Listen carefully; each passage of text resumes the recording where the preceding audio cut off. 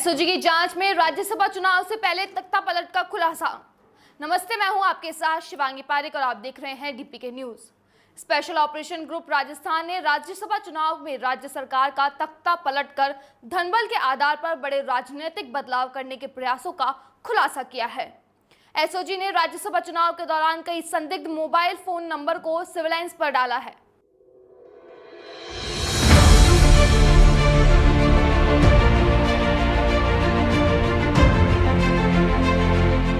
इसमें अवैध हथियार की तस्करी के लिए मोबाइल नंबर 9929229909 सर्विलांस पर लगाया गया है। इसके साथ ही एसओजी ने अवैध विस्फोटक पदार्थ की रोकथाम के लिए 8949065878 मोबाइल नंबर को सर्विलांस पर लगाया गया है। इन दोनों मोबाइल नंबर पर 13 जून को हुई वार्ता में कई सनसनीखेज तथ्य सामने आए हैं। मोबाइल नंबर पर की गई वार्ताओं में वर्तमान सरकार को गिराने का प्रयास किया जा रहा है। एसओजी को मूल सूचना पे यह जानकारी मिली है कि सुजानगढ़ विधायक रमली खड़िया को एक भाजपा नेता द्वारा धन का प्रलोभन देकर अपने पक्ष में करने का प्रयास किया जा रहा है।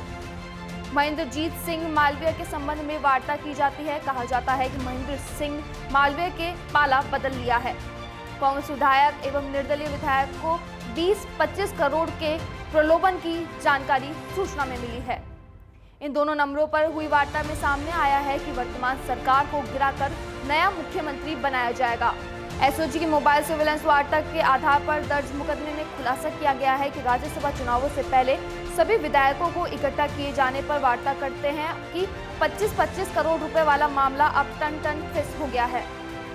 यह भी बातचीत में ज्ञात हुआ है कि राज्यसभा चुनाव से पहले राज्य सरकार को गिराने की पूरी तैयारी हो गई थी। उल्लेखनीय है कि मुख्यमंत्री अशोक गहलोत ने राज्यसभा चुनाव से पहले ही भाजपा द्वारा विधायकों को 25-25 करोड़ रुपए प्रलोभन देकर खरीदने की बात कही थी।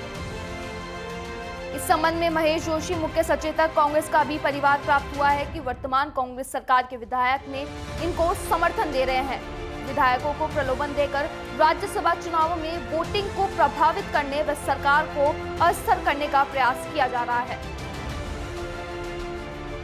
उप मुख्यमंत्री के दिल्ली दौरे के संबंध में वार्ता करते हैं कि बड़े बड़े राजनीतिक फैसले दिल्ली में हो रहे हैं और 30 जून के बाद घटनाक्रम तेजी से बढ़ेगा। वार्ता में प्रकट हुआ है कि इस तरह वर्तमान सरकार को गिराकर नई सरकार का गठन करवाकर ये लोग 1000 से 2000 करोड़ रुपए कमा सकते हैं। यह भी कहते हैं कि गत 2-3 दिनों में विधायकों और खासतौर पर निर्दलीय विधायकों के पास धनराशि लेकर उनसे संपर्क साधने की सूचना भी सूत्रों से प्राप्त हुई है। इन वार्ताओं में स्पष्ट है कि वर्तमान सरकार गिराने की कोशिश में अन्य लोगों के साथ सम्मिलित है और उसके पश्चात पैसे कमाने की भी सोच रहे हैं।